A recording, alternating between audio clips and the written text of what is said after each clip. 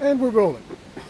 Wanted to talk a little bit about framing, and that is where you put your main subject in the frame. You have lots of choices. More choices than you do if you're holding your phone upright, at any rate.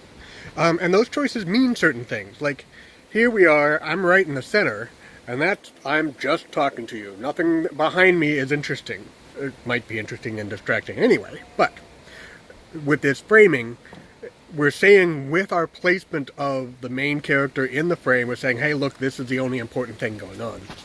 Now, if I'm giving you a tour of the materials available in our little workshop back here behind the house, I'm going to want to be off to the side.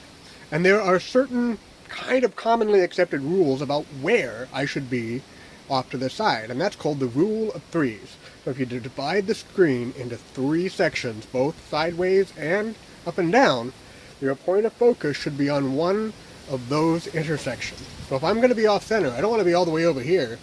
This is like a horror movie. I'm expecting something to jump out at me. I also don't want to be like facing away. Now something's going to jump out at me from back there. What's going on back there?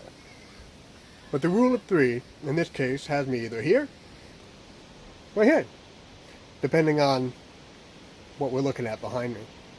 Now I also happen to know my camera is on this side of the screen, so for things to look a little bit more natural, I'm going to put myself this way a little bit.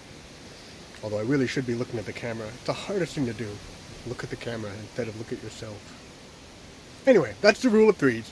Simple, often difficult to remember, but this usually always works, but if you're going to do something artistic, it's usually going to be off by 1/3. Thanks. We'll catch you on the next one.